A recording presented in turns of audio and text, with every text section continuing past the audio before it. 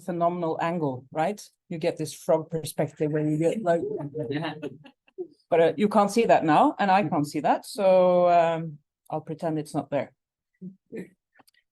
And let's do this.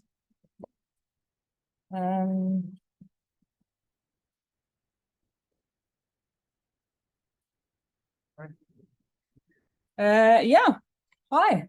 Thank you to Thanatic Ethics for accepting my paper and inviting theologians. We are used to being the weird ones out, but we are actually potatoes. We can be used for anything. So hopefully we can, there's something to be said from us as well. So this paper, I was supposed to present with my colleague, Dr. Emily Askew, who unfortunately cannot be here.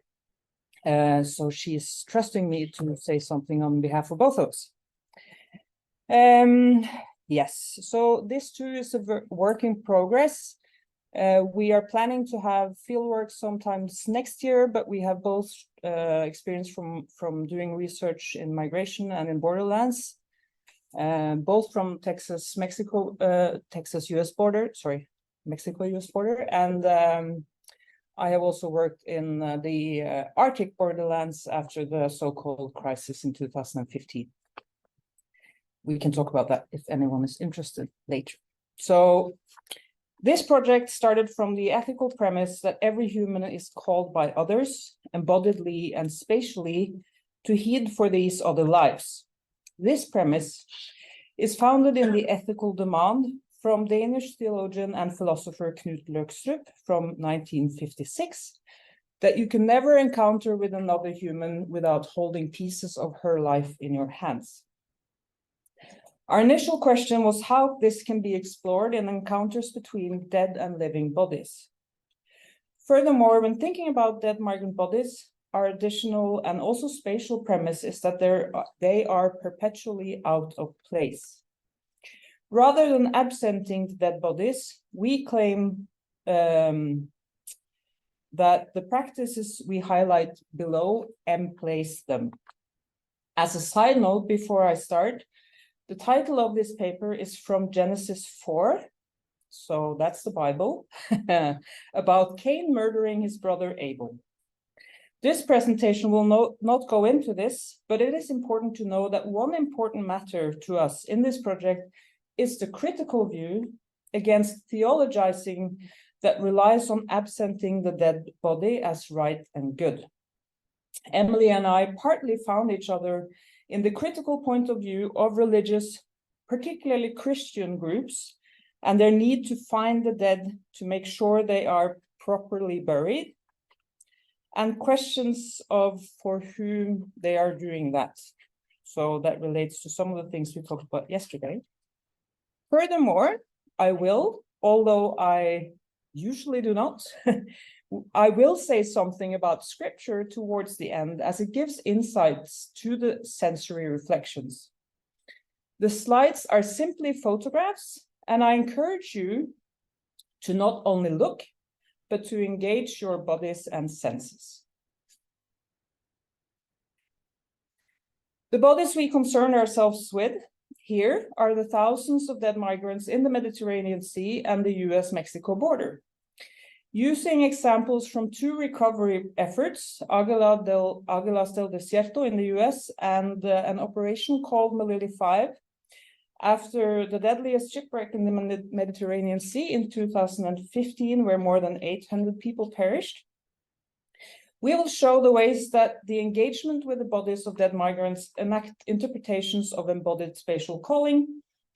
We discuss how embodied sensory engagement in encounters with the dead may be foundational for ethical development, possibly theologizing, and practices that attend to the complex reality and meaning of dead bodies.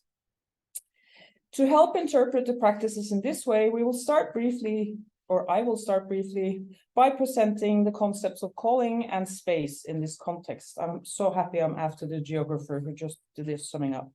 So, yeah. So the calling we posit here is not a calling from God, but between human beings. We are called by the other human being, by our neighbor, and ethics develop from the encounters between humans. The other does not come to us asking to be cared for in this perspective. The demand lies in life itself and entails that we are surrendered to each other. It is a direct encounter with the very body before us, not as other or as stranger, but as me. Løgstrup claimed that all life entails that humans, before anything, already live in relations. This is given with life itself. Life means that before anything else, we are in relationship with others through our senses. In this phenomenological framework, life is given to us. It exists before we think it. To live with others entails that we sense that there are other humans in the spaces we are in, also before we think them. This creates life and is how life becomes. This is part of what Løgstrup calls a pre-ethical relationship. The calling in this pre-ethical sensing of the other, an embodied directedness and attentiveness toward others. It is a central shared aspect of being human, emphasizing the interdependence implied in these shared conditions. Gerardo Campo, a 58-year-old Mexican-American floral designer who volunteers with the Águilas to look for the bodies of dead migrants, in some ways exemplifies this by saying, "When I find remains of people in the desert, I honestly see myself in that process of dying. That is me." The presence of dead migrant bodies upends dominant interpretations of what a space means and the practices that are appropriate in that space. We use concepts from the French sociologist Henri Lefebvre, and this presentation does not allow for a long account for this spatial framework, so I will emphasize just that spaces are socially produced in practice. So space is done, it is understood as a verb. And the concern for Lefebvre is not events and spectacles, but everyday life. Furthermore, a premise for spatiality and sociality is humans' relationship with their body, as this body is needed to partake in social practice, perceiving its social surroundings. So connecting this back to Løgstrup, the pre-ethical, sensed, non-cognitive or pre-reflective, as it is called by many phenomenologists, encounter, pre-reflexive encounter, where we sense that there is another human body present, constitutes space. This space, where we have already sensed the other before we think, we call cardinal space. This plays on Løgstrup's notions of cardinal or sovereign expressions of life, such as trust, compassion, and openness of speech, that emanate not from an agent, but from life itself. As they are part of the spatial embodied encounter, the space of this encounter could also be said to be cardinal. This space that we do as sensing, of which we have no mastery, and which cannot be exhausted by analysis, is where bodies can express needs and where other bodies can respond before thought or reflection. So we rely on the fact that space has cardinal meaning. We as humans have no responsibility in creating the space. It is already there, where one is sensing the other body, but we are responsible for what is created from there. According to Løgstrup, life is always threatened by annihilation. Attentiveness to the cardinal space where we encounter as bodies may counter this annihilation. The embodied encounter then may imply that those encountering are equal as it happens as bodies before thought or consideration of the person in the body. To reflect on ethics, normativity, and possibly theology, the idea is to interpret the embodied multisensory encounters of the dead and living with ethics rooted in these spaces. This is where embodied spatial calling may be explored. In the following, we will show examples of embodied spatial calling and interaction in the two recovery efforts. In the case of the Águilas del Desierto and the forensic care workers of the Montpellier 5, the spaces where they encountered the dead migrant under a scrub oak in the Sonoran Desert or in the hull of a container ship were spaces that held no authorized interpretations of how to attend to the bodies of dead migrants.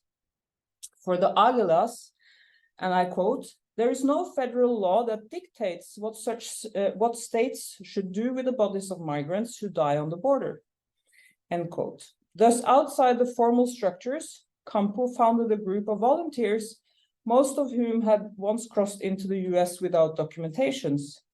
Of them, he says, and I quote, "If our group didn't exist, who would find them?" End quote. For the Montpellier 5 forensic pathologists, they say, and I quote, "We focus on the work that is trivialized or taken for granted in the official protocol for dealing with dead bodies, namely a work of caring for the body precisely because it belongs to a person, and the work of caring for the infrastructure because it facilitates an equal treatment of human beings with dignity.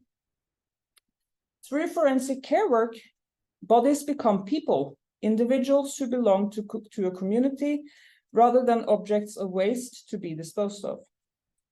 Our interpretation is that both groups experienced spaces of appearing, responding. We argue to a pre-reflexive, pre-ethical call from dead to living and living to dead. The authors, writing of the Montpellier 5, describe it this way, and I quote, "As bodies move, they change things and people around them. As the body moves and changes, it moves and changes those who attend to them as well. To be sure, these movements and changes did not presuppose a metaphysical relation, but were enacted in practice and required the dedicated care work of many practitioners," end quote. In the process, both living and dead are changed. These spaces, the desert, the ship, and the airplane hangar where the forensic pathologists work, are revealed to be dynamic, birthing embodied creativity. For instance, when firefighters boarded the ship to recover the dead migrants, the authors write, and I quote, "The firefighters were not simply following instructions and the protocol, but acted upon the situation they encountered. As professionals, they had to tinker with how to handle the bodies, but also acted out of respect, thereby indicating that the sight prompted them to honor the humanity of the victims as people who deserved to be treated with dignity as any other human being," end quote. Specifically, this means that rather than stepping on or over the bodies of the dead, the firefighters lay across them so as not to injure or disturb them further, touching and sensing, embodiedly sharing space. We interpret this laying across as a response to a pre-reflective calling.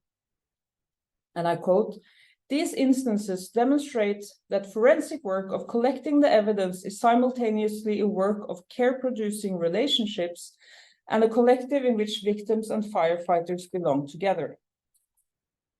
The authors also describe the painstaking work of gathering the fragments of body parts into as much of a whole as possible. One forensic care worker, attempting to prevent even traces of bone from being washed down the sink, turns the strainer from the ricotta cheese in her lunch into a sieve to catch fragments. Finally, embodied practices between living and dead in these examples result in simple practices in which elements of the lives of the dead are collected and held, touched, smelled, felt, from finger bones to prayer cards and glasses. From the Montpellier 5 report we read, "In the autopsy of the very decomposed bodies, personal effects were also taken into consideration. There were little wooden sticks that the victims used for cleaning their teeth, photos of saints, or even a spoonful of dirt wrapped up and brought from the victim's home country," end quote. To the Águilas, who in addition to locating the remains of the migrants and taping it off for the authorities, they recover pictures, Bibles, letters, belts. Robin Reinecke of the Colibri Center for Human Rights reports on this kind of careful retrieval work, and I quote, "To see the dead migrant's prayer card, to see his wallet, to see his glasses, to see her ring, her earrings, her scrunchie, her Bible, and then to hold those items and do their best to try to be with that person in that moment when they couldn't be with them when they left the world," end quote. These examples point to attending to the cardinal meaning of space, embodiedly interacting with and sensing the bodies, probably much more than they ever would with their own departed. In these ways, counter the annihilating effects of migration, death, displacement, being lost. Resurrect as literally putting back together, becoming body by embodied interaction, as opposed to practices that absence the dead body, such as Christian burial or narratives of heavenly resurrection. Given these interpretations, I will round up with some theological, but more importantly, ethical reflections. In the narrative of the Good Samaritan, that I hope you at least have some familiarity with, where an injured man is passed by the righteous and helped by the social outcast, it is interesting to look into language and words. In modern translations in English, the Samaritan takes pity in the man. In the Old Greek and Hebrew texts, as well as older translations in Danish, which used to be Norwegian, and I'm sure other languages, the Samaritan, when becoming aware of the injured man on the ground, felt pain in the intestines. And what he felt is the most physical embodied expression. It means that he saw something and was affected by in his entire body. The pain of the other impacted him without any distance. This results in him responding to the other body. In Biblical Greek and Hebrew, the different words used, and I'm simplifying here, so don't quote me on it, referring to intestines, the inner parts, heart, liver, bowels, viscera, or someone's gut falling out, figuratively refer to the ability to feel deep emotions, compassion, tender mercy, feeling from deep within the body.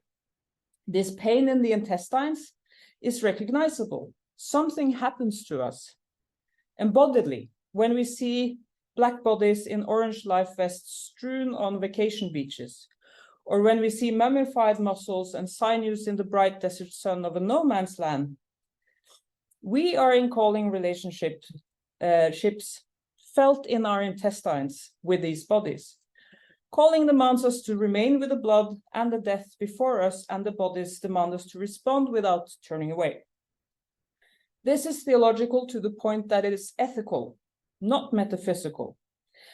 It is foundational to the treatment of others and ourselves, and to how we treat dead bodies we do not know. Some of our archetypical, so the English-speaking people, correct me if that's wrong, interpretation of space and embodied sensory, visceral connection between bodies, including between living and dead, comes from the translation of the Samaritan. Stripped out, body responding to body. Newer translations in our languages take out the embodiment. We argue that the same may be said for interpretations of, for instance, hospitality. Prior to sterilizing the texts, the body was crucial, playing an important role in our engagement and responsibilities towards each other. Sharing space, embodiedly and sensory, is ethically meaningful as ethics develop in the encounters between embodied humans. Through exposing oneself to space, using the body and senses, one is rendered more vulnerable to not being able to ignore the other, as it demands more to not acknowledge someone sensed embodiedly. When we acknowledge and experience the shared life world, it is also a challenge. Being close to the other, literally holding her, and simultaneously being part of what is taking place makes us involved, making it much harder to be indifferent. The reason for the title of this presentation, From the Narrative of Cain and Abel, is the inherent ambiguity between annihilation and restoration. So for those of you who do not know, Cain murders his brother Abel. So Cain chooses annihilation, but in our cardinal reading of the space, we can choose restoration. The restoration is engaging in the calling with the other, sensing, touching, interacting embodiedly in the cardinal space, remembering the complexities that go on between living, dead, and space. We posit that this is the foundation of theologizing or politicizing or whatever sizing, emphasizing that doing this occurs long after the embodied spatial encounter. Thank you. So if you're interested, yeah. That is just a short reference list.